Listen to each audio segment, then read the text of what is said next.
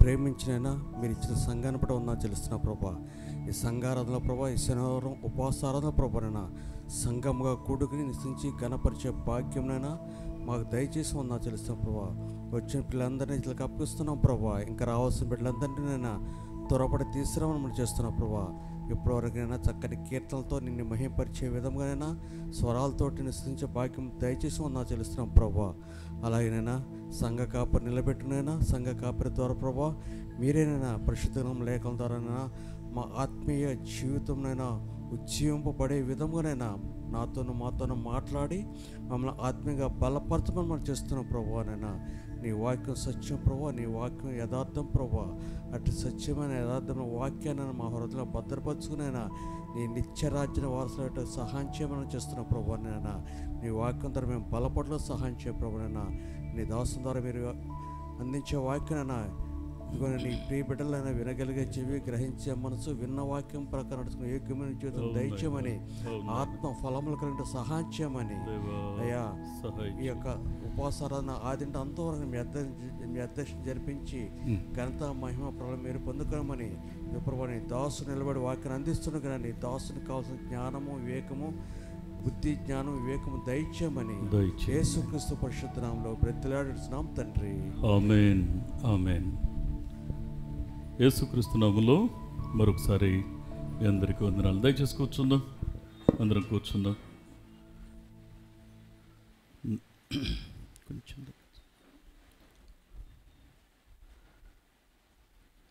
మనం గడిచిన కొన్ని వారాలుగా ఒక మాటని శనివారం ధ్యానిస్తూ ఉన్నాం. గుర్తుందా మీకు? ఎవరు చెప్తారు? ప్రసంగి గ్రంథము 3వ అధ్యాయము 11వ వచనం చదవండి. ఒకసారి చదవండి అన్న. దేని కాలమునందు 14వ వచనం. సారీ, మీరు మిస్గైడ్ చేశారు. చదవమ్మా తల్లి, నువ్వు చదువు. దేవుడు చేయు పనులన్నీ శాశ్వతములని నేను తెలుసుకుంటుని, దానికి ఏదియూ చేర్చబడదు, దాని నుండి ఏదియూ తీయబడదు. మనుషులు తన యందు భయభక్తులు కలిగి ఉండునట్లు దేవుడు ఇట్టి నియమము చేసి ఉన్నాడు. కళ్ళు మూసుకొని చిన్న ప్రార్థన చేద్దాం. దయగలిగిన వాడా, మహోన్నతుడా, మరొకసారి మీ పాదాల దగ్గరికి వస్తూ ఉన్నాం మా ప్రభు. అయ్యా, నీ అమూల్యమైన మాటని మేము ధ్యానిస్తూ ఉన్నాం. నీ సన్నిధిలోకి వస్తున్నప్పుడు నిన్ను చేరుకుని నీకు సమీపమై నిన్ను హత్తుకొని మేము బ్రతుకుతున్నప్పుడు నీ మనసు, నీ యొక్క ఆలోచన, నీ యొక్క అయా అంతరంగాన్ని మేము గుర్తించే వారిగా మేము ఉండాలని నీ వాక్యం ద్వారా పదే పదే మాకు బోధ చేస్తున్నందుకు నీకు స్తోత్రాలు. మీ కటాక్షాన్ని మాకు తోడుగా ఉంచండి ప్రభువా. అయ్యా, నువ్వు చేసే పనులన్నీ శాశ్వతములైనవని, అయ్యా మేము కేవలం నిమిత్త మాత్రులమేనని అయ్యా మరొకసారి నీ వాక్యం ద్వారా మీరు మాతో మాట్లాడుతూ ఉన్నారు. దేవతనైనా ఈ అమూల్యమైన మాటల్లో అయ్యా తనని చివరిగా ఏ అంశాన్ని మీరు దాచి ఉంచారో దాన్ని మేము తెలుసుకోవడానికి మాకు సహాయం చేయమని, దీవించమని, ఆశీర్వదించమని, మీ కృపకు మమ్మను పాత్రలుగా మలచమని యేసు నామములో ప్రార్థిస్తున్నాం మా పరమ తండ్రి. Amen, amen. దేవుని వాక్యాన్ని మనం జాగ్రత్తగా అర్థం చేసుకునేటువంటి ప్రయత్నాన్ని మనం చేస్తే ఇక్కడ మరి ప్రసంగి గ్రంథకర్త మాట్లాడుతూ అంటాడు, ఈ 3వ అధ్యాయం 14వ వచనంలో, దేవుడు చేయు పనులన్నీ శాశ్వతములు. అంటే మన జీవితంలో మనం అనుకునేవి, మనం ప్రయత్నించేవి, మనం చేసేవి, పొందేవి, పోగొట్టుకునేవి, ఇవన్నీ కూడా మరి దేవుని యొక్క చిత్తంలో ఉంది, మర్చిపోవద్దు. కొన్నిసార్లు మన స్వయంకృతాపరాధాలు దేవుడు మనకు మేలు చేయాలనుకున్నా కొన్నిసార్లు ఆలస్యం అవ్వడానికి కొన్నిసార్లు మన స్వయంకృతాపరాధం అది కారణం అవుతుంది. దాన్ని జ్ఞాపకం చేసుకోవాలి. అందుకే జాగ్రత్తగా దేవుని వాక్యాన్ని అర్థం చేసుకునే ప్రయత్నాన్ని మనం చేస్తే మొదటి మాట, దేవుడు చేయు పనులన్నీ శాశ్వతములు అని నేను తెలుసుకున్నాను అంటాడు. అనుభవపూర్వకంగా నేను గ్రహించాను అంటాడు. రెండవ మాట, ఈ మాటని మనం గతంలో మనం ధ్యానించాం. రెండవ మాట అక్కడ ఏమంటాడంటే, దానికి ఏదియూ చేర్చబడదు, దాని నుండి ఏదియూ తీసివేయడానికి వీల్లేదు. అంటే దేవుడు ఎలాంటి వాడు అంటే, ఆయన ఏక మనస్సు కలిగిన వాడు. తనకి ఇష్టమైందేదో అదే చేస్తాడు. మనకు తోచినట్లు మనం అన్నీ చేసుకుంటూ వెళ్ళిపోయి కనీసం దేవుడు ఇక్కడ ఏదైనా ఒక అద్భుతం చేస్తే బాగుండు అంటాం. కానీ దేవుని యొక్క వాక్యం సెలవిస్తున్నటువంటి సత్యం ఏంటి అనంటే, దేవుడు ఒకటి డిసైడ్ చేస్తే, దేవుడు ఒకటి నిర్ణయిస్తే, ఇక దానికి ఏది చేర్చడం కానీ దాని నుండి ఏది తీసేయడం కానీ అది మన వల్ల కాదు. అయితే ఇంతకీ దేవుడు ఇంత ఖచ్చితంగా తను అనుకున్నవన్నీ కూడా ఎందుకు అమలుపరుస్తాడు? ప్రభు, అంత నీ చిత్తమేనా? ఇక నాకు ఇంకా ఏం ఫ్రీ విల్ లేదా? తప్పకుండా ఫ్రీ విల్ ఉంది. నువ్వు స్వేచ్ఛగానే ఉన్నావు, నువ్వు నియంత్రణలో లేవు, నువ్వు మరమనిషిగా లేవు. కానీ ఒక సత్యం సూత్రం అర్థం చేసుకుంటే, ఇక్కడ దేవుని యొక్క వాక్యం సెలవిస్తున్న సత్యం ఏంటి అంటే, ఇర్మియా గ్రంథం 29:11 ఒక మాట మనం చూస్తాం. ఇర్మియా గ్రంథం 29:11 నేను మిమ్మును గూర్చి ఉద్దేశించిన సంగతులను నేను ఎరుగుదును, రాబోవు కాలమందు మీకు నిరీక్షణ కలుగునట్లుగా అవి సమాధానకరమైన ఉద్దేశములే కానీ హానికరమైనవి కావు. హల్లెలూయా. దేవుని యొక్క వాక్యాన్ని మనం జాగ్రత్తగా అర్థం చేసుకుంటే ఇక్కడ మనం చూస్తున్నాం, ఒకటి, ఆయన ఏదైనా డిసైడ్ చేస్తే దానికి ఏది చేర్చబడదు, దాని నుండి ఏది తీయడం కూడా కుదరదు. ఇప్పుడు ఆయన ఎలాంటి వాడు అంటే, ఏక మనస్సు కలిగిన వాడు. 2 సార్లు అరే ఇట్లా జరిగిందా, సరే ఇట్లా చేద్దాం అని అనుకోడు. ఆయన ఏక మనస్సు కలిగిన వాడు. రెండవది ఏంటి అంటే, తన దృష్టికి ఇష్టమైంది ఏదో ఆయన అదే చేస్తాడు. ఇప్పుడు అంత నీ ఇష్ట ప్రకారం నువ్వు చేసుకుంటూ వెళ్ళిపోతే, ప్రభువా అది నాకు మరి ఉపయోగపడుతుందో లేదో నాకు ఎట్లా తెలుస్తుంది అంటే, ఇప్పుడు మనం చదువుకున్నాం ఇర్మియా 29:11 మనం చూసాం. అక్కడ ఆయన మాట్లాడుతూ అన్నమాట ఏంటి అంటే, మిమ్మును గూర్చి ఉద్దేశించిన సంగతులను నేను ఎరుగుదును, నాకు తెలుసు, నీకేం కావాలో నాకు తెలుసు, నీకేం చెయ్యాలో నాకు తెలుసు, నీకేది దూరంగా ఉంటే మంచిదో నాకు తెలుసు, ఏది నీ వశమైతే మంచిదో నాకు తెలుసు. కాబట్టి నీ గురించి నా మనసులో కొన్ని ఆలోచనలు ఉన్నాయి, అందుకే మీ చింత యావత్తు ఆయన మీద వేయండి అని భక్తుడు మాట్లాడిన ఉద్దేశం ఏంటి అంటే, ఆయన నీ జీవితాన్ని ప్లాన్ చేస్తున్నాడు. నీకు రూపం ఇచ్చినవాడు, నీకు ప్రాణం పోసినవాడు, నీకు శరీర అవయవాలను పొదిగినవాడు, ఒక రోజులో నువ్వు నిద్రపోతున్నా కానీ ఎన్నిసార్లు గాలి పీల్చుకోవాలో గాలి వదలాలో అనేది కూడా అది ఆటోమేటిక్గా జరిగేలా ఆయన నియంత్రిస్తున్నవాడు. నీ భవిష్యత్తు విషయంలో నిర్లక్ష్యంగా ఉంటాడా? నీ భవిష్యత్తు విషయంలో ఆయన ఎక్కడైనా నిర్లక్ష్యంగా ఉంటాడా? అందుకే వాక్యం సెలవిస్తున్న సత్యం ఏంటి అంటే, ఇప్పుడు మనకు అర్థం కావాల్సింది ఏంటంటే, ఆయన ఏది చేసినా నాకు మేలే చేస్తాడు. మిమ్మల్ని గూర్చిన ఉద్దేశాలు నా మనసులో ఉన్నాయి, రాబోయే కాలంలో అవి మీకు నిరీక్షణ కలిగించే విషయాలే కానీ హానికరమైనవి కాదు. కాబట్టి ఇప్పుడు మనం ఏం చేయాలి? ఈ సత్యాన్ని నమ్మింది సత్యమే అయితే ఇప్పుడు మనం ఏం చేయాలో తెలుసా అండి?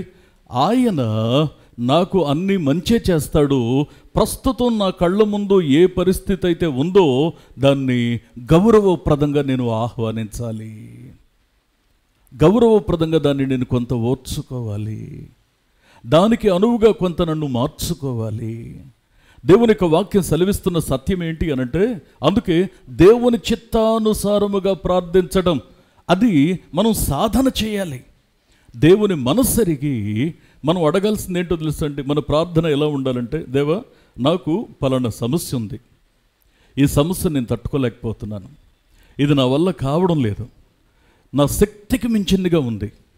ఒకటి, ఈ సమస్యను నా నుంచి దూరమన్నా చేయి, లేదు అంటే దాన్ని తట్టుకునే శక్తినన్నా ఇవ్వు. ఒకవేళ నా పొరపాటును బట్టి, నా తప్పిదాన్ని బట్టి ఒకవేళ ఈ యొక్క శ్రమ నాకు వచ్చుంటే అదైనా నాకు తెలియచేయి. నేను పశ్చాత్తాపడి దిద్దుకొని నీ సన్నిధిలో నేను కడుగుకోవడానికి, ప్రక్షాళన చేసుకోవడానికి నాకు ఒక అవకాశం ఇవ్వు. ఒకవేళ నాలో దోషం లేదంటే ఈ సమస్య నుంచి నన్ను విడిపించు. ఒకవేళ ఈ సమస్య నా జీవితానికి ఒక క్రొత్త రూపం ఇవ్వడం నీ చిత్తమైతే, నీ ఉద్దేశం అయితే, నువ్వేం చేస్తావంటే ఈ సమస్యను తట్టుకునే శక్తిని నాకివ్వు. దేవుడు మంచివాడు. సహించగలిగిన దానికంటే ఎక్కువైనటువంటి శ్రమ, బాధ, కష్టం నీ మీద ఉండనివ్వడు. ఎప్పుడైనా ఆలోచించామా? సహించగలిగిన దానికంటే నీ మీద అధికమైనటువంటి ఒత్తిడి ఆయన కలగనివ్వడు. అందుకే దేవుని యొక్క వాక్యాన్ని మనం జాగ్రత్తగా అర్థం చేసుకుంటే ఇక్కడ మనం దేవుని నియంత్రణలోకి వెళ్ళిపోవడానికి అలవాటు పడిపోవాలి. దేవుని నియంత్రణలోకి వెళ్ళిపోవడానికి మనం అలవాటు పడాలి. మీకు విషయం తెలుసా అండి? మనం ఒక సైకిల్ తొక్కుతున్నాం అనుకోండి. సైకిల్ తొక్కేటప్పుడు మామూలుగా పెడల్ ఇలా మరి ఒక టైమింగ్ ప్రకారం తొక్కేస్తూ ఉంటాం. ఆ తొక్కుతూ ఉన్నప్పుడు ఏం జరుగుతుందంటే సైకిల్ పెడల్ తొక్కడం ద్వారా సైకిల్ ముందుకు వెళుతుంది అని అనుకుంటున్నాం మనం, కరెక్టే. కానీ అప్పుడు ఒక ప్రక్రియ జరగాలి. ఏంటి ఆ ప్రక్రియ అంటే, కరెక్ట్గా దీనికి ఫ్రంట్లో ఈ చైన్ గార్డ్ ఒకటి ఉంటుంది. ఫ్రంట్లో బ్యాక్లో ఒక బేరింగ్స్కి తగిలించి కొన్ని ముళ్ళుగా ఉంటాయి. ఈ చైన్ వెళ్ళి సరిగ్గా దాంట్లో కూర్చోవాలి. దాంట్లో కూర్చున్న తర్వాత ఈ తొక్కుతున్నప్పుడు ఇది తిరుగుతూ ఉంటే సరిగ్గా వెనకాల ఇంకొక చిన్న మరి బేరింగ్ లాగా ఇంకోటి ఉంటుంది. అది కూడా ముళ్ళుగా ఉంటుంది. దానికి కరెక్ట్గా అది కనెక్ట్ అయి ఉండాలి. ఇక్కడ తిరుగుతున్న చైన్ సరిగ్గా ఇక్కడికి వచ్చి మళ్ళీ ఇంకో రౌండ్ మళ్ళీ నీ కాళ్ళ క్రిందకి రాగలిగినప్పుడే అప్పుడు ఈ చక్రం తిరుగుతూ ఉంటుంది. ఆ చక్రం తిరిగితేనే నువ్వు ముందుకు వెళ్ళగలుగుతావు. అంటే ఇప్పుడు దేవుని యొక్క చిత్తం ఏంటో, దేవుని ఆలోచన ఏంటో అర్థం చేసుకొని ఆయన చిత్తానికి నువ్వు లొంగిపోవాలి, నువ్వు లోబడాలి. ఏమండి, ఆయన చిత్తం నాకు తెలియడం లేదు, ఆయన ఉద్దేశం నాకు అర్థం కావడం లేదు, నేనేం చేయాలి అంటే దానికి సరైన జవాబు, ఒకటే జవాబు, కనిపెట్టు. కనిపెట్టు. రెండవ జవాబు, ప్రార్థన చేయి. ప్రార్థన చేయి. మూడవ జవాబు నీ నిరీక్షణ చల్లారకుండా చూసుకో. దేవుని యొక్క వాక్యం సెలవిస్తున్న సత్యం ఏంటి అంటే, దేవుడు నిన్ను ఒక ఆశీర్వాదకరమైన పరిస్థితులకు నిన్ను తీసుకొస్తున్నాడు. ఏ పరిస్థితులు ఎటు తిరిగితే చివరికి ఏం జరగాలో అవుట్పుట్ దేవుడు ఆలోచిస్తున్నాడు. నీ ఆర్థిక పరిస్థితులు కావచ్చు, మీ యొక్క ఆరోగ్య పరిస్థితులు కావచ్చు, మీ కుటుంబ పరిస్థితులు కావచ్చు, కొన్నిసార్లు బయటకు చెప్పుకోలేనటువంటి మానసికమైన ఒత్తిళ్ళు కావచ్చు, what ever it may be. దేవుని యొక్క వాక్యం సెలవిస్తున్న సత్యం ఏంటి అంటే, నీ హృదయంలో ఉన్నటువంటి ఎలాంటి సమస్యనైనా సరే, ఎలాంటి ఒత్తిడినైనా సరే, నీ హృదయాన్ని ఎరిగిన దేవుడు నీ కన్నీటిని తుడవడం మాత్రమే కాదు, నీ కన్నీటికి కారణమైన పరిస్థితుల్ని సమూలంగా మార్చి నీకు నెమ్మదినివ్వగలిగిన వాడు. అందుకే మనం కొన్నిసార్లు ఒక మాటను మనం తరచు చదువుకుంటాం, తన ప్రియులు నిద్రించుచుండగా ఆయన వారు అడగలా దేవుని సన్నిధిలో నమ్మారు, సొక్కిపోయి పడుకున్నారు. తన ప్రియులు నిద్రిస్తూ ఉండగా ఆయన వారికి అనుగ్రహిస్తూ ఉన్నాడు. కొన్నిసార్లు మన తప్పులేంటో తెలుసా అండి? మానవుని యొక్క తప్పిదం ఏంటి అంటే టూ మచ్గా ఆలోచన చేయడం, విపరీతంగా ఆలోచించడం, విపరీతంగా ప్లాన్స్ చేయడం. అలా చేయాలి, ఇలా చేయాలి, అది చేయాలి, ఇది చేయాలి. చాలాసార్లు మనం డిసప్పాయింట్ అవ్వడానికి గల రీజన్ ఏంటి అంటే విపరీతమైనటువంటి ప్లాన్స్ చేస్తాం. ఇవన్నీ కూడా దేవుని యొక్క సమక్షంలో కాకుండా మన మరి మనసుకు తోచింది, మనసుకు నచ్చింది, ఎక్కడో చూసింది, ఎక్కడో మెచ్చింది, వాటిని మన జీవితంలో అది నేను కూడా కావాలి, అలా నేను కూడా తయారవ్వాలి, అది నేను కూడా పొందాలి అనే భావనే తప్ప దేవుని చిత్తాన్ని ఎరిగి, దేవా ఇది నా యొక్క ఆత్మీయ జీవితానికి ఎక్కడైనా అడ్డుబండగా ఉంటుందా, ఎక్కడైనా అవరోధంగా ఉంటుందా? నా ప్రార్థన జీవితానికి దేనివన్నా గొడ్డలి పెట్టుగా ఉంటుందా? ఎప్పుడైనా మనం ప్లాన్ చేసామా? ఆలోచన చేసామా? అందుకే వాక్యం ఏం చెప్తా ఉందంటే, చాలాసార్లు మన యొక్క జీవితంలో మనం ఎదురు దెబ్బలు తినడానికి, కొన్నిసార్లు చెప్పాలంటే బొక్కబోర్ల పడిపోవడానికి రీజన్ ఏంటి అనంటే ఓవర్ థింకింగ్. ఎక్కువగా టూ మచ్గా ఆలోచించటం, శక్తికి మించి, స్థాయికి మించి ఆలోచించటం వద్దు. దేవుడు నిన్ను హెచ్చించాలి అంటే ఆయన బలిష్టమైన చేతుల క్రింద నువ్వు ఒదిగి ఉండు. తగిన కాలం ముందు ఆయన హెచ్చిస్తాడు. ఎంతగా హెచ్చిస్తాడంటే నీ ఊహలకు మించిన ఆశీర్వాదకరమైన ఆ పరిస్థితుల్లో ఉంచుతాడు. ఊహలకు మించిన అంటే ఇప్పుడు నువ్వు పేదరికంలో ఉన్నావు, దేవుడు నిన్ను కోటీశ్వరుని చేస్తాడని నేను చెప్పడంలా. అలా చెప్తే అది అబద్ధం అవుతుంది.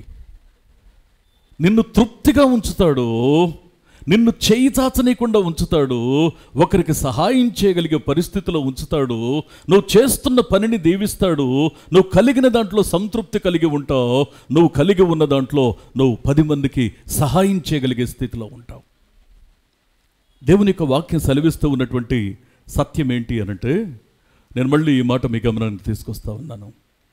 మనం దేవుని మీద ఆధారపడుతున్నప్పుడు ఒక విషయంలో మనం చాలా జాగ్రత్తగా ఉండాలి. వాక్యం కొంచెం ఖండితంగా ఒక మాట చెప్తుంది. ఏంటి అంటే, దేవుడు ఇంత సిస్టమ్ అమర్చింది ఎందుకు అంటే, ఒకటి, దేవుడు ఏది చేసినా ఆయనే చేస్తాడు, ఆయన చేసే పనులన్నీ శాశ్వతములైనవి.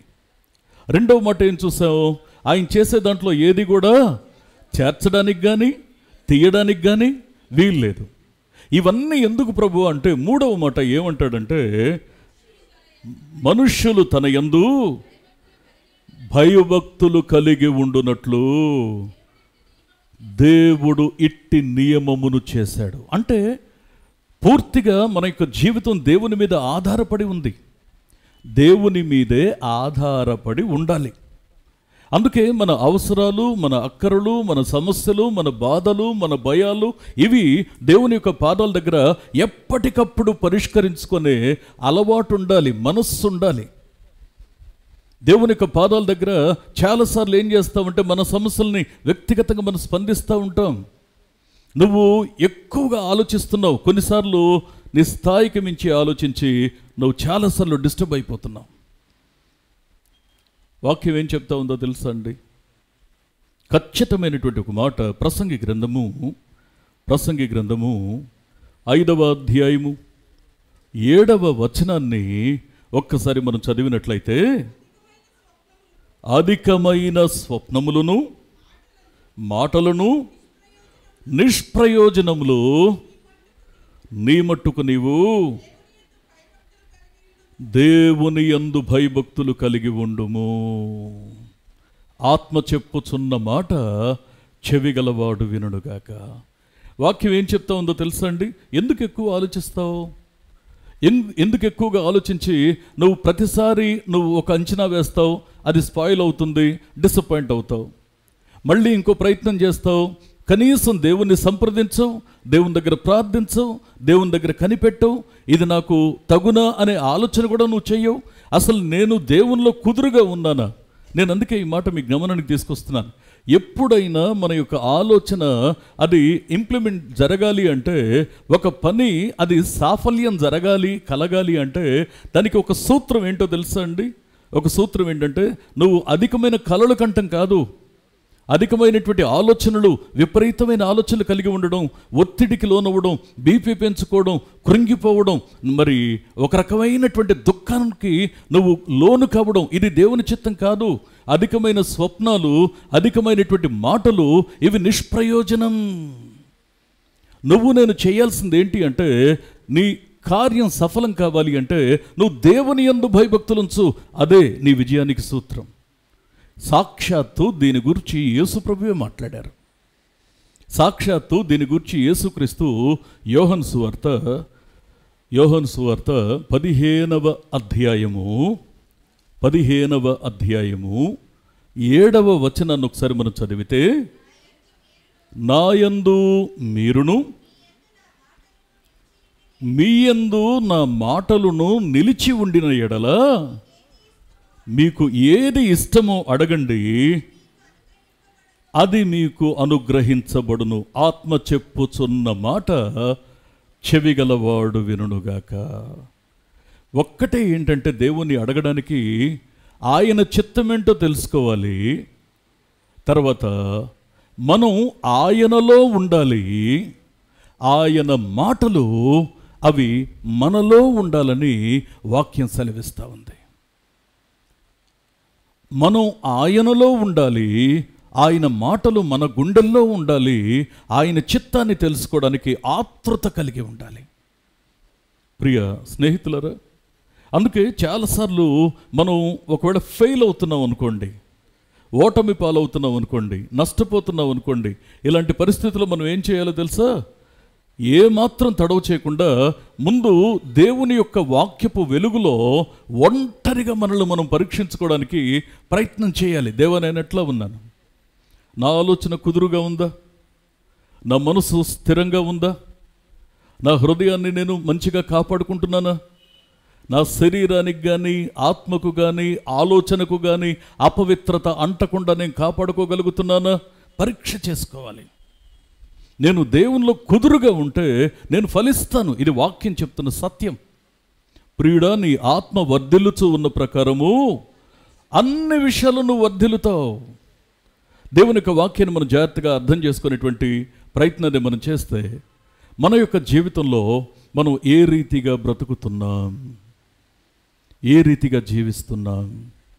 అందుకే ఇక్కడ ఒక ప్యాటర్న్ ఉంది. అంటే ఒక జీవితానికి ఒక విధి విధానం ఉంది. విధి అంటే మన యొక్క బాధ్యత. ఆ బాధ్యతలో మనం అనుసరించాల్సిన విధానం. విధి విధానము అంటే మన యొక్క బాధ్యత, మనం ఏం చేయాలో అది విధి, మన కర్తవ్యం. ఆ కర్తవ్యాన్ని నిర్వహించడానికి ఒక ప్రాసెస్. ఇది ఏంటి అనంటే, జాగ్రత్తగా దేవుని వాక్యాన్ని మనం అర్థం చేసుకుంటే, నెంబర్ 1, మనం దేవుని యొక్క సన్నిధిలో ఆయన ఉద్దేశానికి తగినట్లు ఆయన యందు భయభక్తులు కలిగి బ్రతుకుతూ ఆయన యొక్క సన్నిధిలో సంతృప్తి కలిగి జీవించాలి అంటే ఆయన మాటలు మనలో ఉండాలి, మనం ఆయనలో ఉండాలి, ఆయన చిత్తాన్ని ఎరిగి ప్రార్థన చేయాలి. అంటే ఇది ఎప్పుడు అన్నీ కలిసి నా బ్రతుకులు నెరవేరుతాయి. నెంబర్ 1, మొట్టమొదట యేసుప్రభు ఏం చెప్తాడంటే, యోహన్ సువార్త 5వ అధ్యాయము 24వ వచనాన్ని ఓసారి మనం చూసినట్లయితే, నా మాట విని నన్ను పంపిన వాని యందు విశ్వాసముంచువాడు నిత్య జీవము గలవాడు, వాడు తీర్పులోనికి రాక మరణములో నుండి జీవములోనికి దాటి ఉన్నాడు. ఆత్మ చెప్పుచున్న మాట చెవిగలవాడు వినుగాక. నేను ఒక మాట మీ స్నేహితునిగా, శ్రేయోభిలాషిగా ఒక మాట చెప్పనండి. ప్రతి క్రైస్తవుని యొక్క ప్రాథమిక లక్షణం ఏమై ఉండాలో తెలుసా అండి? మనం ఆ యొక్క నిత్య నరకాగ్నిని దాటి నిత్య జీవాన్ని పొందే ఆ యొక్క అష్యూరెన్స్, ఆ వాగ్దానాన్ని దేవుని దగ్గర సంపాదించుకోవడం మొట్టమొదట క్రైస్తవుని యొక్క జీవితంలో. నువ్వు రాజువైనా సరే, పేదవైనా సరే, నువ్వు బాగా పండితుడు అయినా సరే, ఒకవేళ పామరు అయినా సరే, క్రైస్తవుని యొక్క మొదటి లక్ష్యం ఏంటి అనంటే, మనం చేయాల్సిన పని ఖచ్చితంగా దేవుని యొక్క సన్నిధానంలో మనం ఆ యొక్క నిత్య నరకాగ్నిని తప్పించుకొని నిత్య జీవాన్ని దక్కించుకోవడానికి ఆశ కలిగి మన తొలి అడుగును ప్రారంభించాలి. అదే మన ముఖ్య లక్ష్యం కావాలి, అదే మన గమ్యం కావాలి. దానికి మనం ఏం చేయాలో తెలుసా? ఆయన మాట వినాలి, విని ఆయన యందు విశ్వాసం ఉంచాలి. ఆయన యందు విశ్వాసం ఉంచడం మాత్రమే కాకుండా ఇంకొక అమూల్యమైనటువంటి మాట కూడా మనం చూస్తే, రెండవ విషయాన్ని మీకు గమనానికి తీసుకొస్తున్నాను. ఒకటి, మనం నిత్య నరకాగ్ని నుండి తప్పించబడి నిత్య జీవాన్ని పొందడానికి ఆయన మాటను వినాలి హోల్ హార్టెడ్గా. ఆయన మాట నన్ను తాకుతున్నప్పుడే ఇమ్మీడియట్గా నేను సరెండర్ అయ్యేటువంటి మనసు కలిగి ఉండాలి. దేవుని ఆత్మీయ సంగతులు దేవుడు బోధిస్తున్నప్పుడు నా మానవ జ్ఞానం దాన్ని అడ్డుకుంటే నేను భ్రష్టుణ్ణైపోతాను.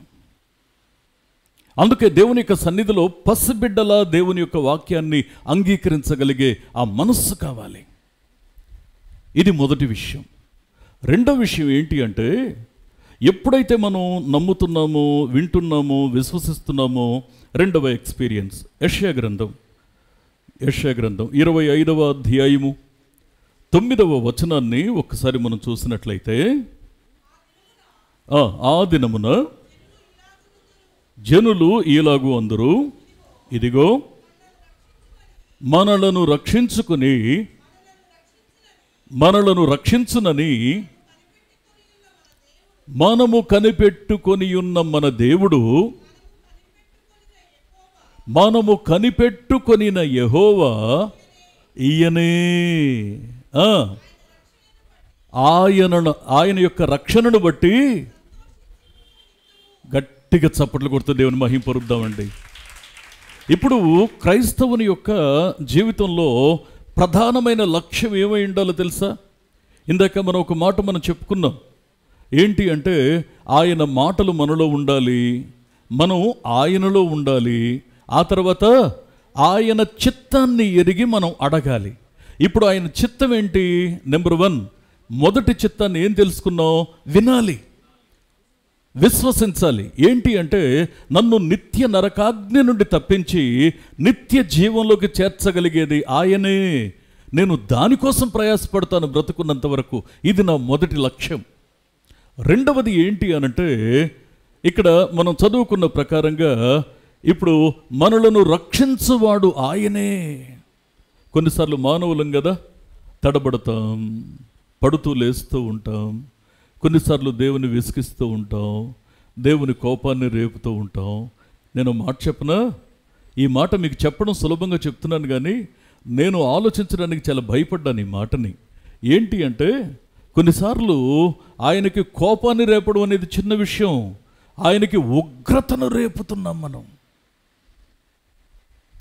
దేవుని ప్రేమని చూసిన మనకి ఆయన కోపం గురించి మనకు పెద్దగా తెలియదు. ఆయన కోపాన్ని ప్రదర్శించడానికి భూమి మీదకి రాలా, ఆయన తన ప్రేమను వెల్లడి చేయడానికి వచ్చాడు. ఆ ప్రేమను నిర్లక్ష్యం చేస్తే మాత్రం దానికి పనిష్మెంట్ తప్పదు. అందుకే ఇక్కడ జాగ్రత్తగా అర్థం చేసుకునే ప్రయత్నాన్ని మనం చేస్తే, అదే ప్రసంగి గ్రంథం 8వ అధ్యాయము 11వ వచనాన్ని ఒక్కసారి మనం చదివినట్లయితే, అక్కడ మాట్లాడుతూ ఇలా అంటాడు, దుష్క్రియలకు తగిన శిక్ష శీఘ్రముగా కలుగకపోవుట చూచి మనుష్యులు భయమును విడచి హృదయపూర్వకముగా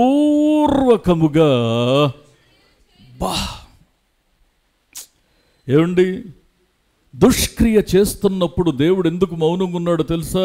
నువ్వు తెలుసుకుంటావు, నువ్వు తప్పు దిద్దుకుంటావు, నువ్వు మరలా దేవుని సన్నిధిలో సరిచేసుకుంటావు అని దేవుడు ఆశిస్తున్నాడు.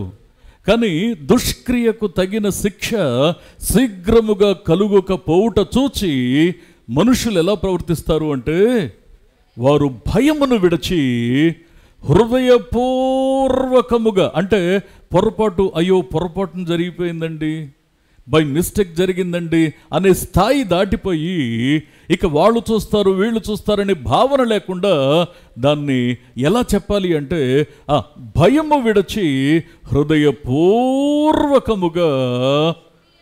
దుష్క్రియలు చేస్తారు. దేవుడు కొన్నిసార్లు గట్టిగా మాట్లాడడం కూడా మనకు మేలేనండి. నువ్వు దుష్క్రియలు చేస్తున్నప్పుడు కొన్నిసార్లు ఏమనుకుంటావు అంటే, ఎవరు చూస్తారులే. యెషయా గ్రంథము 29వ అధ్యాయము 15వ వచనాన్ని ఒక్కసారి మనం చూసినట్లయితే, తమ ఆలోచనలు యెహోవాకు కనబడకుండా లోపల వాటిని మరుగు చేయ చూచువారికి శ్రమ, మమ్మును ఎవరు చూచెదరు, మా పని ఎవరికి తెలియను అనుకుని చీకటిలో తమ క్రియలు జరిగించు వారికి శ్రమ. చీకటిలోనే ఉన్నానుగా, నా సంగతి ఎవరికి తెలుస్తుందిలే, అయినా సరే నన్ను అడిగేంత ధైర్యం ఎవరికుందిలే అని అనుకుంటున్నావేమో. ఎవరు నన్ను అడగలేరు, ఎవరు నన్ను అదుపు చేయలేరు, ఎవరు నన్ను మందలించలేరు, నేను ఎవరికి ఆ ఛాన్స్ ఇవ్వను అనుకుంటున్నామేమో. దేవుడు ఏమంటాడో తెలుసా అండి? కీర్తనల గ్రంథం 50వ కీర్తన 21వ వచనాన్ని ఒకసారి మనం చదివితే చూడండి. ఇట్టి పనులు నీవు చేసినను నేను మౌనినై ఉంటిని, అందుకు నేను కేవలము నీ వంటి వాడనని నీవు అనుకుంటివి. అయితే నీ కన్నుల ఎదుట ఈ సంగతులన్నిటినీ, ఏవేవైతే చీకటిలో నీవు జరిగించావో, ఏవేవైతే భయాన్ని విడచి నిర్భయంగా చేసావో, ఏవేవైతే పాపాన్ని కోరి వెంబడించి వెంబడించి వెంబడించి వెంబడించి నిన్ను మందలిస్తున్న వారిని విదిలించుకొని మరి వెళ్ళావో, నీ హద్దు మీరి ప్రవర్తించావో, వాటన్నిటిని వరుసగా ఉంచి నేను నిన్ను గద్దించెదను అంటాడు. ఏమండి, దేవుని యొక్క వాక్యం సెలవిస్తున్న సత్యం ఏంటి అంటే, ఆయన మన నుంచి ఏం కోరుకుంటున్నాడు అంటే, ఆయన యందు మనం భయభక్తులు కలిగి ఉండాలి. మన యొక్క జీవితం ఆయన కనులకు కనబడకుండా మనం దాయగలమా? ఆశ్చర్యం ఏంటి అంటే, తల్లి గర్భంలో పిండం ఉత్పత్తి అవుతున్నప్పుడు డాక్టర్స్ ఆ హార్ట్ బీట్ వింటూ ఉన్నారు. ఆ తర్వాత స్కాన్లో కూడా మరి కొంతవరకు రూపాన్ని చూడగలుగుతున్నారు ఒక దశ వచ్చినప్పుడు. కానీ దేవుడు ఏమంటాడంటే, తల్లి గర్భంలో నేను నిన్ను పిండముగా రూపింపక మునుపే నువ్వు నాకు తెలుసు అంటాడు. ఏం దాయగలం దేవుని దగ్గర? ఏం దాయగలం? నీ మనస్సు, నీ ఆలోచన, నీ అంతరంగం సమస్తాన్ని ఎరిగినటువంటి వాడు, నీ యొక్క మనస్సునంతటిని ఎరిగిన వాడు ఆయన ఏమంటాడంటే, అయ్యా నువ్వు భయభక్తులతో బ్రతకాలి. ఎందుకు అంటే జీవితాన్ని రూల్ చేసేది నేను, జీవితాన్ని తీర్చిదిద్దేది నేను, శాశ్వతమైన కార్యాలు చేసేది నేను. నువ్వు చేసేవన్నీ కూడా గాలికే కొట్టుకుపోతున్నాయి. ఇసుక మీద నీ జీవితాన్ని కట్టుకుంటున్నావు, నువ్వు నష్టపోతున్నావు, కానీ ఇప్పటికీ గ్రహించలేకపోతున్నావు నువ్వు. అందుకే ఒకటి, దేవుడు చేసేవన్నీ శాశ్వతములని మనం గ్రహించాలి. దానికి నా అంతటా నేను ఏ మార్పులు చేర్పులు నా వల్ల చేయడం సాధ్యం కాదు అని నేను తెలుసుకోవాలి. మూడవది, నేను భయం కలిగి బ్రతికితే శాశ్వతుడైనటువంటి దేవుని యొక్క చేతుల చాటున దాచబడి నేను సురక్షితంగా ఉంటాను. అందుకే వాక్యం సెలవిస్తున్న సత్యం ఏంటి అంటే, ఆయన ఎప్పుడైతే మనతో మాట్లాడుతున్నాడో ఆయన సెలవిస్తున్న సత్యం ఏంటి అంటే, ఒకటి, నువ్వు విను, పదే పదే పదే దేవుని మాటను విను, మనసారా విను, హృదయమంతటితో విను. దేవుని వాక్యాన్ని విన్న తర్వాత నువ్వు ఖచ్చితంగా నిత్య నరకాగ్ని నుండి నన్ను తప్పించి నిత్య జీవంలోనికి చేర్చగలిగిన వాడు ఆ క్రీస్తే. ఈ మాట నీ గుండెల్లో స్థిరమవ్వని. రెండవది, ఇదిగో మనం ఎదురు చూస్తున్నటువంటి రక్షకుడు ఈయనే, ఇంక నేను మళ్ళీ వెతకక్కర్లా, ఇక మళ్ళీ అటు ఇటు నేను తిరగక్కర్లా. నా రక్షకుడు క్రీస్తే, ఈయన నన్ను రక్షిస్తాడు. దేని నుంచి రక్షిస్తాడు? దేని నుంచి రక్షిస్తాడు అనంటే, రోమపత్రిక 5వ అధ్యాయము అక్కడ 9-10 వచనాలు ఒకసారి చదవండి. కాబట్టి ఆయన రక్తము వలన ఇప్పుడు నీతిమంతులముగా తీర్చబడి మరింత నిశ్చయముగా ఆయన ద్వారా ఉగ్రత నుంచి రక్షించబడతాం. ఇక్కడ ఆపుదాం. ఇప్పుడు దేవుడు మనల్ని రక్షించడం అంటే అర్థం ఏంటంటే, ఉగ్రత నుంచి మనల్ని తప్పించడం. దేవుని యొక్క వాక్యాన్ని మనం జాగ్రత్తగా అర్థం చేసుకునే ప్రయత్నాన్ని మనం చేస్తే, ఒకటి, ఆయన మాట వినాలి. రెండవది, ఆయన రక్షణను నిర్లక్ష్యం చేయొద్దు. మూడవ విషయాన్ని ఇక్కడ మనం జాగ్రత్తగా అర్థం చేసుకునేటువంటి ప్రయత్నాన్ని మనం చేసినట్లయితే, రెండవ సమూయేలు గ్రంథము 22వ అధ్యాయము 4వ వచనాన్ని కూడా ఒకసారి మనం చూసినట్లయితే, కీర్తనీయుడైన యెహోవాకు నేను మొర్రపెట్టి తిని నా శత్రువుల చేతిలో నుండి ఆయన నన్ను రక్షించెను. అంటే దేవుని యొక్క వాక్యం సెలవిస్తున్న సత్యం ఏంటి అనంటే, ఒకటి, ఆధ్యాత్మికంగా మలినం కాకుండా మనస్సును, ఆశను, ఆలోచనలను, కంటిని, పెదవులను మనం జాగ్రత్తగా కాచుకోవడం, ఇది ఒక విషయం అయితే, రెండవది, నేను శ్రమలో ఉన్నప్పుడు విశ్వాసాన్ని కోల్పోకూడదు. ఎందుకు అంటే, నేను శ్రమలో ఉన్నప్పుడు కనికరం కలిగిన దేవుడు ఆయనే నన్ను విడిపిస్తాడు. అందుకే ఆయన్ని ప్రార్థిస్తున్నాను, అందుకే నేను ఆయన్ని స్తుతిస్తున్నాను, అందుకే నేను ఆయన్ని కీర్తిస్తున్నాను. అందుకే దావీదు భక్తుడు ఏమని పిలుస్తాడంటే, దేవుని కీర్తనీయుడు అని అంటాడు. నేను దుఃఖంలో కుమిలిపోతూ ఉన్నప్పుడు నా దుఃఖ నివారణ చేసి నా మనసుకు ఓదార్పునిచ్చి ఓడిన చోటే నన్ను గెలిపించి దించబడిన నా తలను పైకెత్తి నన్ను తిరిగి గౌరవప్రదంగా బ్రతికేలా చేసి నేను తన్మయత్వంతో దేవునిని కీర్తించేలా నా జీవితాన్ని నూతనపరిచాడు, నూతనంగా స్థాపించాడు. దేవుని యొక్క వాక్యం ఎంత సత్యమైందో తెలుసా అండి? దేవుని వాక్యం ఎంత శ్రేష్టమైందో తెలుసా అండి? అందుకే ఇక్కడ మనం అర్థం చేసుకోవాలి, ఒకటి, వినాలి, విశ్వసించాలి. నిత్య నరకాగ్ని నుండి తప్పించేది ఆయనే అని నమ్మాలి. రెండవది, ఖచ్చితంగా ఇక్కడ మనం అర్థం చేసుకోవాల్సింది, మనలను రక్షించేది ఆయనే.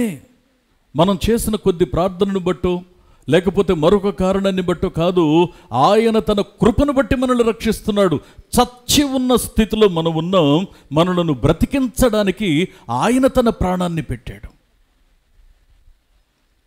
దేవుని యొక్క వాక్యాన్ని మనం జాగ్రత్తగా అర్థం చేసుకునే ప్రయత్నాన్ని మనం చేస్తే, అంత మాత్రమే కాదు, నువ్వు శ్రమలో ఉన్నప్పుడు కూడా నీ విశ్వాసం నీరు కారిపోనివ్వద్దు. ఆయన చూసుకుంటాడు. ఎందుకు అంటే, విశ్వాసమునకు కర్తయు దానిని కొనసాగించువాడైన యేసు వైపు నువ్వు ఎంతవరకైతే చూస్తూ నడుస్తావో ఆ కనికరం కలిగిన దేవుని చల్లని చూపు నీ మీదే ఉంటుంది. అందుకే దేవుని యొక్క వాక్యాన్ని మనం జాగ్రత్తగా గమనిస్తే మరొక శ్రేష్టమైనటువంటి మాట కూడా మీ దృష్టికి నేను తీసుకొస్తాను. నాలుగో విషయం ఏంటి అంటే, యెషయా గ్రంథము 26వ అధ్యాయము 4వ వచనాన్ని ఒక్కసారి మనం చదివినట్లయితే, చదవండి. యెహోవా యెహోవాయే నిత్యాశ్రయ దుర్గము, యుగ యుగములు యెహోవాను నమ్ముకొనుడి. ఆత్మ చెప్పుచున్న మాట చెవిగలవాడు వినుగాక. ఆయన నమ్మదగినవాడు. నీకు నాకు అర్థం కావాలి, అయ్యా నువ్వు శాశ్వతుడు అని, శాశ్వతమైన కార్యాలు చేస్తావని మొదటి విషయం చెప్పావు. రెండవది, నువ్వు చేసే దాంట్లో, నువ్వు నిర్ణయించిన దాంట్లో, నువ్వు జరిగిస్తున్నటువంటి కార్యాల్లో మార్పులు చేర్పులు చేయడం నా వల్ల కాదని చెప్పావు. మూడవది, ఇవన్నీ కూడా ఎందుకు నీ నియంత్రణలో ఉంచుకున్నావు అంటే, నేను నీ యందు భయభక్తులు కలిగి ఉండాలని నువ్వు నాకు తెలియచేశావు. ఎందుకు నేను నీ యందు భయభక్తులు కలిగి నీ జాలి మీద, దయ మీద నేను ఆధారపడి బ్రతకాలి అంటే, నా జీవితాన్ని నేను ఎంపిక చేసుకోవడం నాకు తెలియదు. నా మంచిని నేను కోరుకోవడం నాకు తెలియదు. చాలాసార్లు నా జీవితంలో తప్పిదాలు జరుగుతున్నాయి. చాలాసార్లు నా జీవితంలో తప్పుడు ఎంపిక జరుగుతుంది. అందుకే నా బ్రతుకులో నేను అటువంటి పొరపాటు, అటువంటి తప్పిదాన్ని మళ్ళీ మళ్ళీ మళ్ళీ చేయకుండా ఉండడానికి నా ఆలోచనలకు ఫుల్ స్టాప్ పెట్టి నీ మీద పూర్తిగా ఆధారపడే ఆ మనస్సును నేను కలిగి ఉండాలని ఇష్టపడుతున్నాను. అలా చెయ్యమని నువ్వు చెప్పావు. ప్రియ స్నేహితులారా, ఇప్పుడు దేవుని యందు భయభక్తులు కలిగి ఉండడం అంటే అర్థం ఏంటి?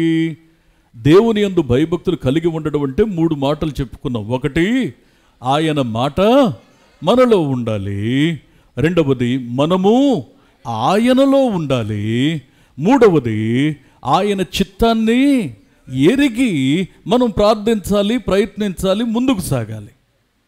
ఇప్పుడు ఇవి ప్రాపర్గా జరగాలి అంటే, మన జీవితాల్లో వీటిని మనం సాధన చేయాలి అంటే, నెంబర్ 1, ఆయన మాటను వినాలి, విశ్వసించాలి. ఏంటి విశ్వసించడం అంటే? నిత్య నరకాగ్ని నుండి నిత్య జీవానికి ఆయన చేర్చేవాడు ఆయనే. ఇది మొదటి విషయం.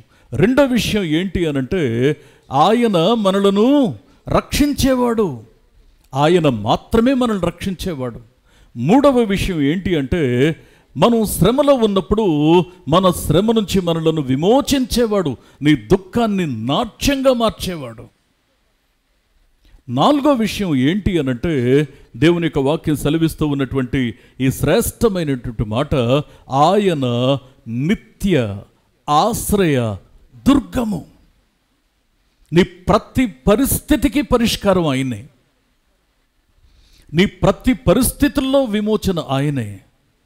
దేవుని వాక్యాన్ని మనం జాగ్రత్తగా అర్థం చేసుకునేటువంటి ప్రయత్నాన్ని మనం చేస్తే, ఆయన మీద ఆధారపడగలిగే ఆ మనస్సు మన గుండెల్లో నిలవాలి, ఆయనను నిరంతరాయంగా కొలవాలి.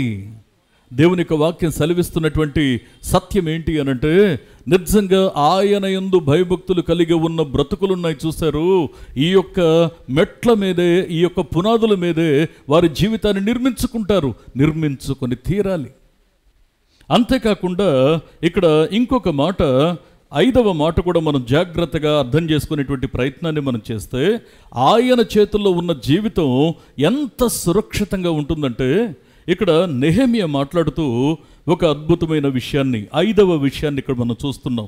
నెహెమ్యా మాట్లాడుతూ ఏమంటాడంటే, 9వ అధ్యాయం, నెహెమ్యా గ్రంథము 9వ అధ్యాయము 21వ వచనాన్ని ఒకసారి మనం చూసినట్లయితే, నిజముగా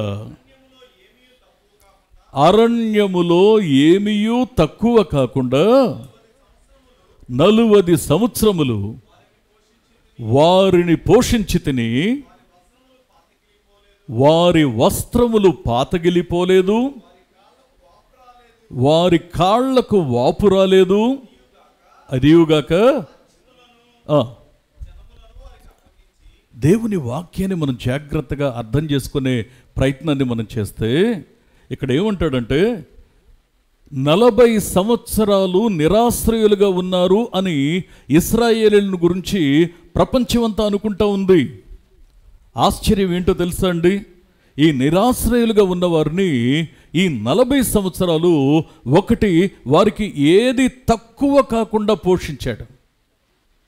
ఏది తక్కువ కాకుండా అంటే కొరత లేని జీవితాన్ని ఇచ్చాడు, కొరత లేని జీవితం, కొదువు లేని జీవితాన్ని ఇచ్చాడు. రెండవది, పోషించాడు, సంతృప్తికరంగా పోషించాడు. అంటే వారికి కరువు రాకుండా చూసుకున్నాడు. వారు ఏ రోజు పస్తుండాల్సిన పరిస్థితిని దేవుడు ఇవ్వలా. మన జీవితాల్లో కూడా ఎన్నో కష్టాలు పడ్డామండి. రేపటిని గూర్చిన చింత మన హృదయాల్ని కొన్నిసార్లు కలవరపరిచి ఉన్న మాట వాస్తవం. రేపెట్లా, వచ్చే వారం ఎట్లా, సరే మరి ఈ నెల ఓకే, వచ్చే నెల పరిస్థితి ఏంటి, వచ్చే సంవత్సరం నా పరిస్థితి ఏంటి, ఇలాంటి ఆలోచనలు మన గుండెల్లో సుడులు తిరుగుతూ ఉన్న సందర్భాలు ఎన్నో ఉన్నాయి. కానీ ఓ మాట చెప్పనా, దేవుని యందు భయభక్తులు కలిగి ఉండడానికి నీవు నేను నిశ్చయించుకుంటే, ఆయన మన బ్రతుకులో ఏది కూడా నీ బ్రతుకులో తక్కువ కాకుండా చూస్తాడు. అంత మాత్రమే కాదు, నిన్ను పోషిస్తాడు, నీ బ్రతుకులో కరువు రాకుండా చూస్తాడు. అంత మాత్రమే కాదు, ఇంకొక మాట అక్కడ ఏమంటాడంటే, వారి యొక్క వస్త్రములు పాతగిలిపోలేదు. అంటే వస్త్రాలు గౌరవానికి గుర్తు. పెద్ద ఫంక్షన్ జరుగుతుందనుకోండి, చిరిగిపోయిన పేలికలు వేసుకొని మురిగ్గా ఉన్నాడు ఒకడు, కొంచెం దుర్వాసన వస్తూ లోపలికి వస్తే ఏం చేస్తారు? సెక్యూరిటీ గార్డే అక్కడి నుంచి అంటే బయటికి తరిమేస్తాడు. నీ గౌరవాన్ని కాపాడే అంశం. దేవుడు ఎన్నోసార్లు వ్యక్తిగతంగా కొన్ని సమస్యలు మనం ఎదుర్కొంటూనే ప్రయాణం చేశాం, కానీ ఎక్కడ కూడా నీ గౌరవాన్ని తగ్గనీయకుండా ఆ మెట్టు వెంబడి మెట్టు, కృప వెంబడి కృప, దీవెన వెంబడి దీవెన చూపిస్తూ ఆయన నిన్ను హెచ్చించాడే తప్ప నిన్ను వదిలిపెట్టిన సందర్భాలు ఎక్కడా లేవు. దేవుని యొక్క వాక్యం ఎంత శ్రేష్టమైందో తెలుసా? దేవుని ప్రేమ ఎంత గొప్పదో తెలుసా? అందుకే దేవుని వాక్యాన్ని మనం జాగ్రత్తగా అర్థం చేసుకునే ప్రయత్నాన్ని మనం చేస్తే, ఇంకోటి, వారు 40 సంవత్సరాలు ప్రయాణం చేసినా వారి కాళ్లకు వాపులు రాలేదు అంటే దాని అర్థం ఏంటంటే, కనీసం ఫిజికల్గా ఈ మాత్రం ఫిట్నెస్తోనన్నా మనం ఉన్నాము అంటే అది కేవలం కేవలం కేవలం దేవుని యొక్క కృప. చప్పట్లు కొడుతూ దేవుని మహింపరుద్దాం ఒకసారి. కేవలం ఇలా ఉన్నామంటే అది దేవుని యొక్క కృప. దేవుని యొక్క వాక్యం సెలవిస్తున్న సత్యం ఏంటి అనంటే, మన జీవితాల పట్ల ఇంత ఆలోచన కలిగి ఉన్నటువంటి దేవునికి మనం ఎంత కృతజ్ఞత కలిగి బ్రతుకుతున్నాం ఎప్పుడైనా మనం ఆలోచన చేయగలిగామా? ఎప్పుడైనా మనం ఆలోచన చేసుకున్నామా? 5 ప్రాముఖ్యమైన విషయాలు మాట్లాడాడు. మనం దీనికి మూలం ఏంటి అంటే, ఒకటి, మూలవాక్యంలో మనం చూసాం, దేవుడు శాశ్వతుడు. రెండవది, ఆయన చేసే కార్యాల్లో మార్పులు చేర్పులు ఎవరూ చేయలేరు. ఇదంతా దేవుడు ఎందుకు చేస్తున్నాడు అనంటే, ఆయన యందు మనం భయభక్తులు కలిగి ఉండాలని. ఆయన యందు భయభక్తులు కలిగి ఉండడం అంటే అర్థం ఏంటి? ఎందుకు భయభక్తులు కలిగి ఉండాలి? ఈ 2 ప్రశ్నలకు జవాబు చెప్పుకున్నాం. ఎందుకు భయభక్తులు కలిగి ఉండాలంటే, మన జీవితాన్ని చక్కదిద్దుకోవడం, పునర్నిర్మించుకోవడం మన వల్ల కాదు, అది మనకు చేత కాదు. ఎందుకు ఆయన్ని మనం వెంబడించాలి అన్నదానికి రీజన్ ఇదైతే, ఎలా ఆయన్ని వెంబడించాలి, ఎలా భయభక్తులు కలిగి ఉండాలంటే, ఒకటి, ఆయన మాట మన గుండెల్లో ఉండాలి, మనము ఆయనలో నిలిచి ఉండాలి. మూడవది, మనం ప్రార్థిస్తూ ఉన్నప్పుడు ఆయన చిత్తాన్ని తెలుసుకొని ప్రార్థించే మనస్సు కలిగి ఉండాలి. మరి ఈ మాటలు చెప్పుకున్నాం, దీనికి అనువైన జీవితం ఎలా ఉంటుంది? ఎలా బ్రతికితే నేను దేవుని యొక్క చిత్తానికి తగినట్లు బ్రతికినట్లు అవుతుంది? నెంబర్ 1, ఒకటి, దేవుని యొక్క వాక్యాన్ని వినాలి, విశ్వసించాలి. ఏంటి మన ప్రధానమైన లక్ష్యం? ఎందుకు క్రీస్తు దగ్గరికి వచ్చామంటే, నిత్య నరకాగ్ని నుండి నిత్య జీవంలోనికి నడిపించేవాడు ఈయనే. ఆయన నాకు కావాలి. నా జీవితకాలం అంతా దీనికోసమే ఆయన వెంబడిస్తాను. యేసును నేను ఎందుకు వెంబడిస్తున్నానో ముందు నాకు క్లారిటీ కావాలి. రెండో విషయం ఏంటంటే, ఆయన మనలను రక్షించేవాడు. ఆయన మనలను రక్షించేవాడు. మూడవ విషయం ఏంటి అంటే, ఆయన మనలను శ్రమలలో నుండి తప్పించేవాడు. నాలుగవ విషయాన్ని ఇక్కడ మాట్లాడుతూ ఉన్నటువంటి మాట, ఆయన నిత్య ఆశ్రయ దుర్గము. ఐదవ విషయాన్ని ఇక్కడ మాట్లాడుతూ, నీ పూర్తి జీవితంలో నీకు ఏది తక్కువ కానివ్వలేదు. ఆయన మన బ్రతుకులో నిన్ను కరువుతో ఉండనివ్వలేదు. ఆయన నీ వస్త్రముల విషయంలో, లేకపోతే నీ గౌరవ ప్రతిష్టల విషయంలో నిన్ను దిగజారనివ్వలేదు. నీ కాళ్లకు వాపులు రానివ్వలేదు. దేవుడు ఎంత శ్రద్ధ తీసుకుంటున్నాడు అంటే, దీన్ని బట్టి ఏమర్థమవుతుంది మనకి? దేవా, నాకొచ్చిన చిన్న సమస్యనే ఎదుర్కోలేక, సమస్య నన్ను తాకకముందే నేను భయంతో ముందు నేను తడబడిపోతాను, కృంగిపోతాను. కానీ నీ సన్నిధిలో ఇంతటి అమూల్యమైన విషయాన్ని చెప్పావు. అయితే దీన్ని బట్టి నాకు అర్థమవుతుంది, నా జీవితం నా నియంత్రణలో లేదు. సరే, మరి నేనేం చేయాలి? చివరిగా ఒక్క మాట మీ గమనానికి తీసుకొస్తాను. పరిశుద్ధ గ్రంథంలో ప్రసంగి గ్రంథము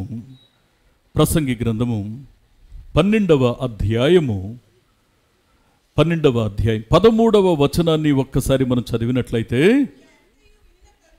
ఇది అంతయు వినిన తరువాత తేలిన ఫలితార్థమిదే, దేవుని యందు భయభక్తులు కలిగి ఉండి ఆయన కట్టడలను అనుసరిస్తూ నడుచుకొనుచూ ఉండాలి. మానవ కోటికి ఇది ఏ విధి, ఆత్మ చెప్పుచున్న మాట చెవిగలవాడు వినుగాక. మానవుని యొక్క జీవితంలో ఉన్నటువంటి కర్తవ్యం ఏంటి అంటే దేవుని యొక్క చిత్త ప్రకారం బ్రతకడమే. ఈరోజు రాత్రి నేను ఒక చిన్న మాట మీ గమనానికి తీసుకొస్తున్నాను. నిజంగా దేవుని యందు భయభక్తులు కలిగి మనం బ్రతుకుతున్నామా? సంతృప్తి కలిగి మనం బ్రతుకుతున్నామా? ఆయనకు సంతృప్తినిచ్చేలా బ్రతుకుతున్నామా? నిజంగా దేవుడు మన జీవితాలను చూసి ఆయన సంతృప్తి కలిగి ఉన్నాడని ధైర్యంగా చెప్పగలమా? యేసు ప్రభు పేతుర్ని పిలిచి, నువ్వు నన్ను ప్రేమిస్తున్నావా అంటే ప్రేమిస్తున్నాను ప్రభువా అన్నాడు. రెండోసారి అడిగాడు, ప్రేమిస్తున్నాను ప్రభువా అన్నాడు. మూడోసారి అడిగాడు, ప్రేమిస్తున్నావా అంటే నీకు తెలుసు కదా ప్రభువా. అంటే హృదయ రహస్యములు ఎరిగిన దేవుడైన నీకు తెలుసు నేను నిన్ను ప్రేమిస్తున్నాను లేదో. ఈరోజు దేవుని యొక్క సన్నిధిలో ధైర్యంగా చెప్పగలమా? అయ్యా నేను నీ యందు భయభక్తులు కలిగి ఉన్నానని నీకు తెలుసు కదా చెప్పగలమా? దేవుని యొక్క వాక్యపు నియంత్రణలో మనం ఉన్నామా? దేవుని యొక్క ఉద్దేశాలకు తగినట్లుగా మన జీవితం మార్చబడి, అమర్చబడి, తీర్చబడి ఆయన ఉద్దేశానికి అనువుగా మనం బ్రతుకుతున్నామా? ఒక్కసారి పరిశీలన చేసుకుందాం. ఒక్కసారి మనం పరిశీలన చేసుకుందాం. ఈ సమయంలో ఒక మంచి అలవాటు ఏంటంటే, వాక్యాన్ని విన్న తర్వాత ఆ వాక్యాన్ని ఎత్తిపట్టి నోరు తెరిచి ప్రార్థించడం, దేవుని యొక్క సన్నిధిలో సమాధానపడడం, పశ్చాత్తాపడడం ఒక మంచి అనుభవం. ఒక్కసారి మనం దేవుని యొక్క సన్నిధిలో మనం ప్రార్థన చేద్దాం. ఒక్కసారి మనం ప్రార్థన చేద్దాం. ఎవరు మౌనంగా ఉండొద్దు, ఎవరు మౌనంగా ఉండొద్దు. ఒక్కసారి మన హృదయాన్ని తెరిచి మనం దేవుని యొక్క సన్నిధిలో ప్రార్థన చేద్దాం. దేవుని యొక్క సన్నిధిలో మనం ప్రార్థన చేద్దాం. ఎవరు కూడా ఇక ఇటు అటు తిరగొద్దు, చూడొద్దు. ఒక్కసారి మన కళ్ళు మోసుకొని ఆకాశం వైపు చేతులెత్తి హృదయాంతరంగాలు పరిశోధించే దేవుని ఎదుట ఒక్కసారి మనలో మనం పరీక్ష చేసుకుందాం. దేవుని యందు భయభక్తులు కలిగి ఉండాలని ప్రభు కోరుకుంటున్నాడు. ఎంతవరకు మనం భయభక్తులు కలిగి ఉన్నాం? రెండవ మెట్టులో పరీక్ష చేసుకుందాం. దేవుని యందు భయభక్తులు కలిగి ఉన్నాము అంటే అర్థం ఏంటంటే, ఒకటి ఆయన వాక్యం మనలో ఉండాలి. ఉందా? రోజు దేవుని వాక్యాన్ని చదవగలుగుతున్నావా? దేవుని వాక్యాన్ని నీ బ్రతుకులో వాడుకలోకి తీసుకొస్తున్నావా? దేవుని వాక్యాన్ని గుండెల్లో నిరంతరం ధ్యానిస్తున్నావా? వాక్యానుసారంగా నీ ఆలోచనలు, అలవాట్లు దానికి అనుసంధానం చేస్తున్నావా? ఒకసారి మనం పరీక్ష చేసుకుందాం. దేవుని యొక్క సన్నిధిలో ఆయన సెలవిస్తున్న మాట, నువ్వు ఆయనలో ఉండాలి, మనం ఆయనలో ఉండాలి. ఆయనలో కుదురుగా ఉండగలుగుతున్నామా? నిలకడగా ఉండగలుగుతున్నామా? ఆయనతో సహవాసం కలిగి ఉన్నామా? ఒకసారి మనం ప్రార్థన చేద్దాం. అందరూ నోరు తెరిచి ప్రార్థన చేద్దాం. నోరు తెరిచి ప్రార్థన చేద్దాం. ఒక చక్కని అలవాటు, మనం అది చేసుకోవడం మంచిది. ప్రార్థన చేద్దాం. ఇది మనం ప్రార్థన చేసుకోవడానికి దేవుడిచ్చిన సమయం ఇది. దేవుడిచ్చిన సమయం ఇది. ఒకసారి మనం ప్రార్థన చేద్దాం. దేవుని యొక్క సన్నిధిలో మన జీవితాలు ఎలా ఉన్నాయి?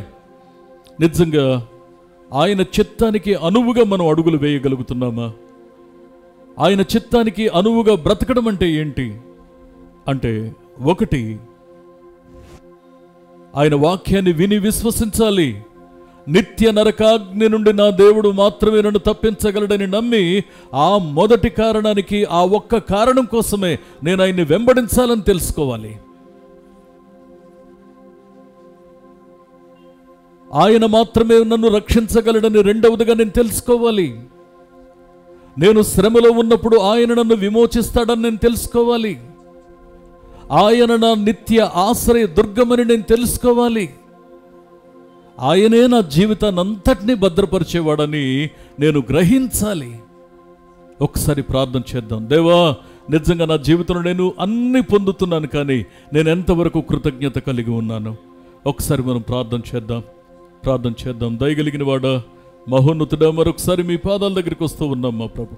మీ కనికరం కలిగిన చేతుల చాటున మమ్మల్ని దాచి ఉంచండి నాయన. మీ ఉద్దేశానికి తగినట్లుగా నా తండ్రి, అయా తండ్రి, ఒక్కసారి మమ్మల్ని జ్ఞాపకం చేసుకొని మీ ఆశీర్వాదకరమైన చేతుల చాటున అయ్యా మమ్మల్ని దాయమని, దీవించమని, ఆశీర్వదించమని, సంతృప్తికరమైన మేలుతో మమ్మల్ని నింపమని నీ పాదాలు పట్టుకుంటున్నాం. ఘనుడా, మీకు వందనాలు. జీవం కలిగిన వాడా, మీకు స్తోత్రాలు చెల్లించుకుంటున్నాం మా ప్రభు. నీ వాక్యంలో మీరు సెలవిచ్చిన రీతిగా నా తండ్రి అయ్యా మీరు శాశ్వతుడైన దేవుడని అయ్యా మేము గుర్తిస్తున్నాం, మేము విశ్వసిస్తున్నాం, నిన్ను వెంబడించడానికి నిశ్చయించుకుంటున్నాం మా ప్రభువా. అయ్యా తండ్రి నీ చిత్తం జరుగుతున్నప్పుడు దానిలో మార్పులు చేర్పులు చేసే శక్తి మాకు లేదని అయ్యా నీ వాక్యం ద్వారా మేము నేర్చుకుంటూ ఉన్నాం మా ప్రభువా. అయ్యా మీరు ఏది చేసినా మా మేలు కొరకే అని నీ వాక్యం ద్వారా మీరు సెలవిచ్చారు ప్రభువా. అయ్యా కొన్నిసార్లు మేము ఓపిక పట్టలేకపోతున్నాం, కొన్నిసార్లు మేము నమ్మకంగా ఉండలేకపోతున్నాం, కొన్నిసార్లు మేము బలహీనులుగా మాట్లాడుతున్నాం, కొన్నిసార్లు మేము పిరికివారిగా మాట్లాడుతున్నాం, కొన్నిసార్లు అవిశ్వాసుల కంటే చెడ్డవారిగా మేము ప్రవర్తిస్తున్నాం. అయ్యా మమ్మల్ని క్షమించండి, మమ్మల్ని క్షమించండి, మమ్మల్ని సరిదిద్దండి. ఆ నిరీక్షణ మా నుండి కోల్పోనివద్దు నాయన. అయ్యా మీకు స్తోత్రాలు చెల్లించుకుంటున్నాం. మీ కనికరాన్ని కటాక్షాన్ని మాకు తోడుగా ఉంచమని, దీవించమని, ఆశీర్వదించమని అయ్యా తండ్రి ఇంకా బిడ్డలు ప్రార్థించబోతూ ఉండగా తండ్రి ఆ ప్రార్థన మా జీవితాల్లో ఫలించున్నట్లు ఫలమిచ్చున్నట్లు మీరే కృప చూపించమని, కనికరించమని, తోడుగా ఉండి నడిపించమని యేసునామములో ప్రార్థించి వేడుకొనుచున్నాం మా పరమ తండ్రి. Amen, amen, amen. ప్రార్థన చేద్దాం ఈ సమయంలో.